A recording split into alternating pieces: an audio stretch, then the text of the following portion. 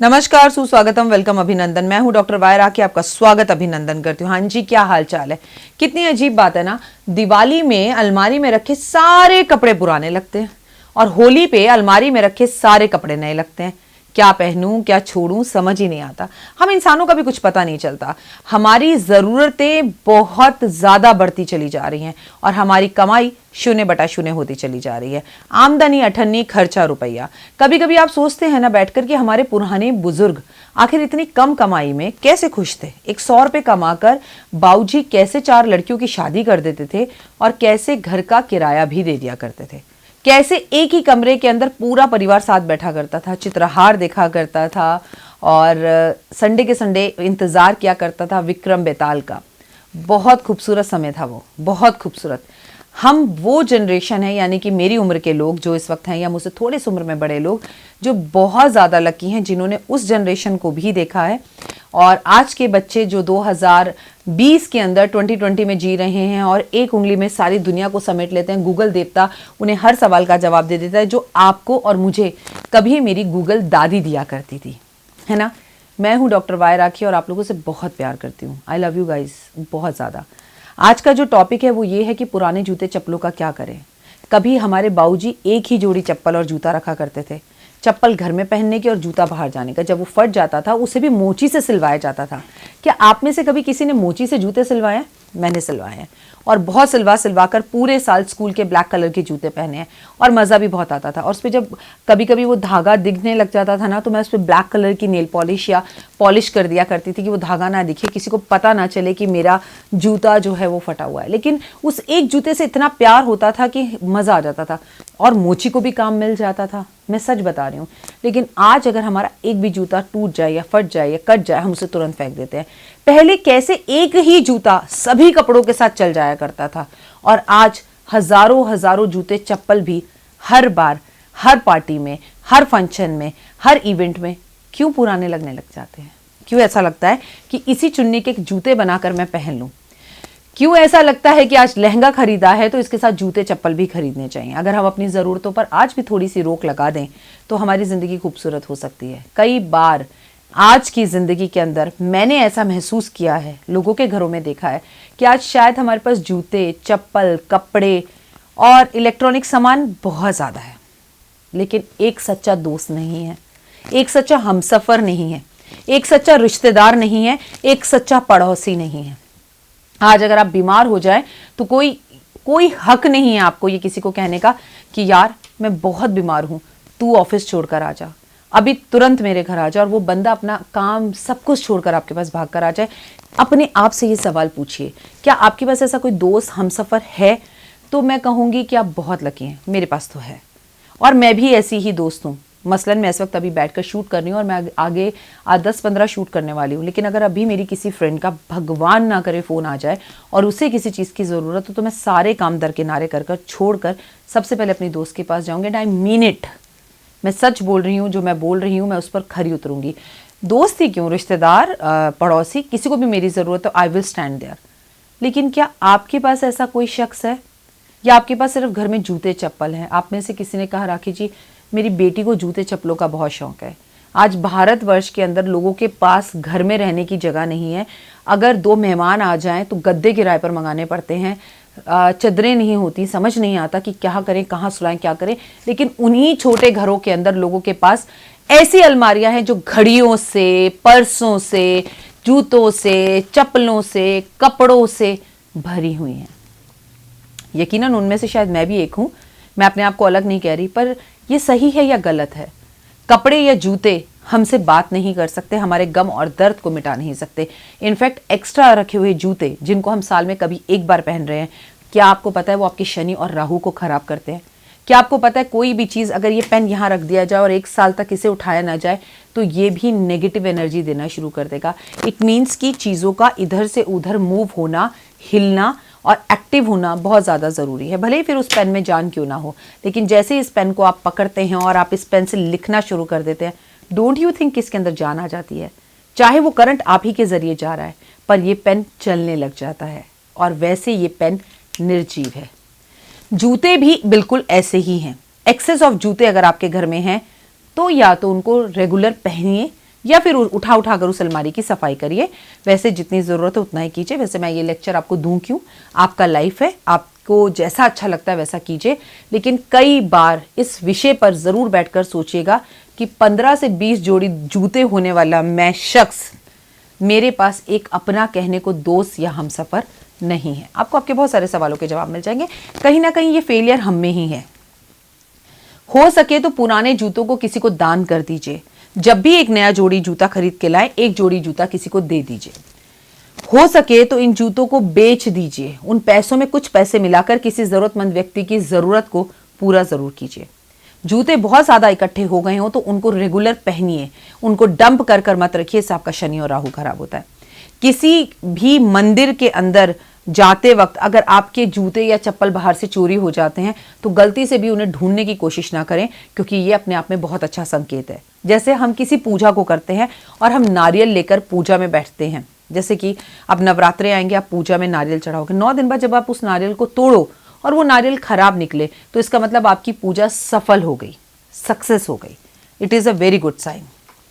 कोशिश करें कि जूतों को पॉलिश करवा कर रखें, क्योंकि जूते आपके व्यक्तित्व और आपकी पहचान को बताते हैं। गंदे जूतों को कभी भी ना पहने। कोशिश करें कि जूते उतारते वक्त उन्हें हमेशा सही दिशा में रखें। दिशा मतलब उत्तर पूर्व पश्चिम नहीं कह रही हूँ, मतलब एक जूता इधर है, एक जूता उधर पड़ा है, जूते पे और जूता पड़ा है, उल्टा जूता पड़ा है, सीधा जूता, दोनों जूतों को इकट्ठा कर कर एक साइड में रखिए। हफ्ते में एक बार आप अपने जूतों वाली अलमारी साफ जरूर करें। अगर आपके जूते खराब हो गए हैं तो आप एक काम कीजिए, नया जूता लाने से पहले अपने घर के अंदर सारे जूतों को झांक लीजिए कि आपको जूतों की सही मानों में जरूरत है या नहीं है। अगर आपकी जिंदगी में बहुत लंबे समय से कोई परेशानी तकलीफ चल रही है तो एक रबड़ का या चमड़े का जूता खरीदकर उसे 1 हफ्ते तक लगातार पहनिए और 1 हफ्ते बाद उसे चौराहे पर जाकर शनिवार वाले दिन फेंक दीजिए। इससे आपकी बहुत सारे कष्ट, तकलीफें, खासकर कोर्ट कचहरी के केस खत्म हो जाएंगे। जूते जरूरत से ज्यादा घर में नहीं होने चाहिए और व्यवस्थित रूप से रखे हुए होने चाहिए। जूतों के ऊपर जूते कभी नहीं होने चाहिए, क्योंकि ये आपको जेल यात्रा भी करा सकते हैं। इसके साथ साथ जूते कभी भी किसी से मांग कर ना पहने और अपने जूते कभी किसी को पहनने के लिए आप बिल्कुल भी ना दें, क्योंकि ऐसा करने से आपका शनि खराब होता है। जूते अगर थोड़े से भी फट गए हैं तो उन्हें सिलवाइए, लेकिन ये तो आप तब करवा पाएंगे जब आपके घर के आसपास मोची मिले। जी हाँ, मैं दिल्ली के शहरों की बात कर रही हूँ।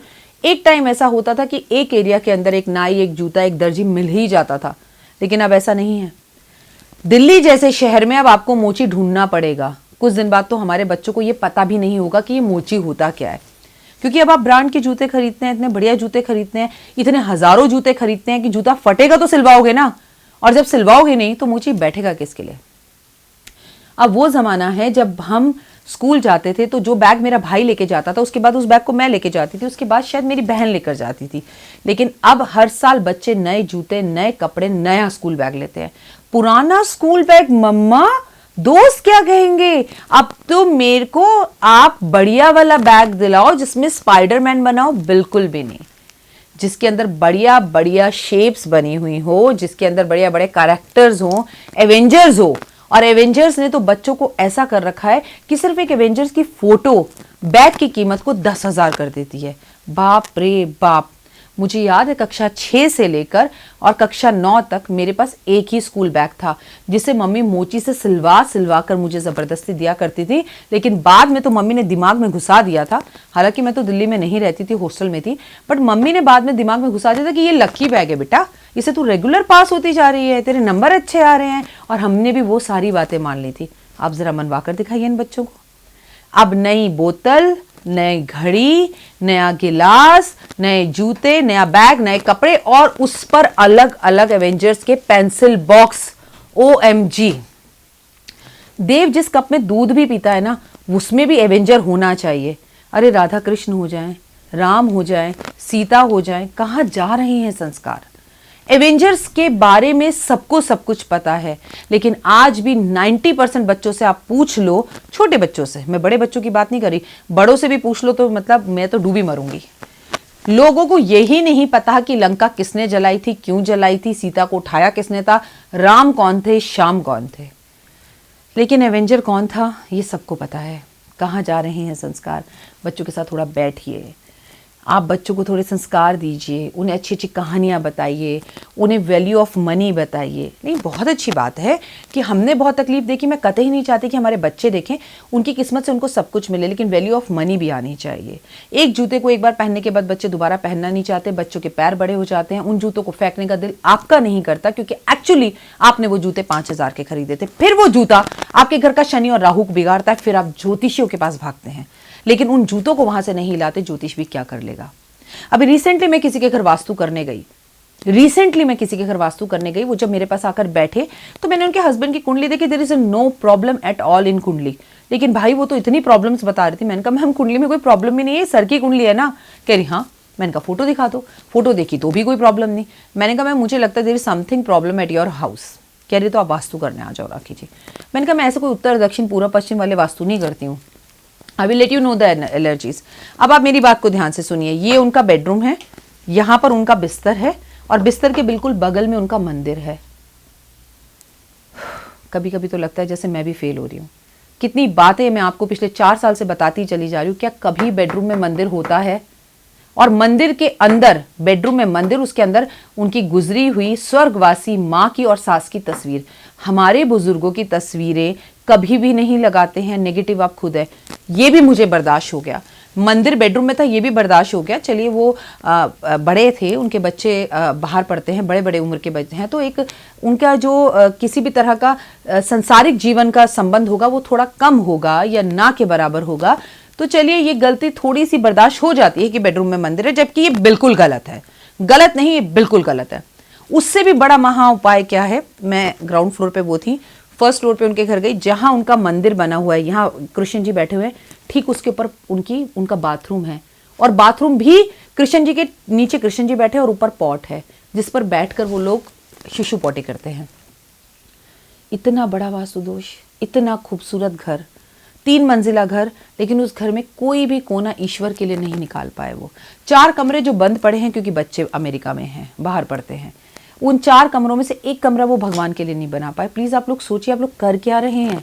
घर छोटा हो, मजबूरी हो, मैं कह रही हूँ मंदिर ही मत बनाओ, लेकिन भगवान के लिए मंदिर को उल्टी सीधी जगह पर मत बनाओ। मैं कितने भी वास्तु और कितने भी उपाय और कितने भी ये जूते आपके उठवाकर आपके घर के बाहर ऐसे फेंकवा दूं, एक्चुअली कुछ नहीं होने वाला जब तक आप कुछ चीज़ों को नहीं समझेंगे। उम्मीद करती हूँ आपको मेरी ये वीडियो ज़रूर पसंद आई होगी। इसको ज़्यादा से ज़्यादा लोगों के साथ लाइक कीजिए, शेयर कीजिए, सब्सक्राइब कीजिए, मेरे कहने पर नहीं। अगर आपका मन पोसाता है, आपको मेरी बातें सच्ची लगती हैं, ज़िंदगी बहुत खूबसूरत है, भगवान अपने बच्चों को कभी दुखी नहीं रखता। अगर ज़िंदगी में सुख परमानेंट नहीं होता तो ऐ मेरे दोस्त, दुख भी परमानेंट कभी नहीं होता। यकीनन आपको बहुत फायदा होगा उपायों से, रेमेडीज से, लेकिन try to be do, just look out your house. आप अपना घर देखिए। आप कहो तो मैं वास्तु की बहुत सारे टिप्स बना देती हूँ, मैंने पहले भी बहुत सारी वास्तु की वीडियोस बनाई हैं, लेकिन प्लीज़ थोड़ा चीज़ों को सही कीजिए और मेरे को सिर्फ ऊपरी तौर से फॉलो मत कीजिए। जो बातें मैं कहती हूँ उन्हें प्लीज़ ध्यान से देखिए, समझिए और बच्चों में संस्कार डालिए। अपना और अपनों का ध्यान रखिएगा, और कोरोना वायरस से डरने की ज़रूरत नहीं है। ईश्वर पर, भगवान पर विश्वास रखिए। सिर्फ घर की हर महिला आधा घंटा अपने घर में हवन कर ले और अच्छे से हवन के अंदर आहुति दे दे, कपूर, लौंग, इलायची डाल दे, आपके घर वालों को कोई छू नहीं पाएगा। सफाई का ध्यान रखिए, घर में अच्छे से झाड़ू पोछा, डिटॉल के आप पोछे लगवाइए, लेकिन उससे भी बहुत ज़्यादा ज़रूरी है कि आप अपने घर में खुली हवा, ताज़ी हवा आने दें। आपके घर में सफाइयाँ हों, जाले ना बन रहे हों, और खुश रहें आप। नवरात्रों में 9 दिन ज़रूर हवन कीजिएगा, ज़िंदगी खूबसूरत है और भी हो जाएगी। फिलहाल दीजिए इजाज़त, अपना और अपनों का ध्यान रखिएगा। जय माता दी।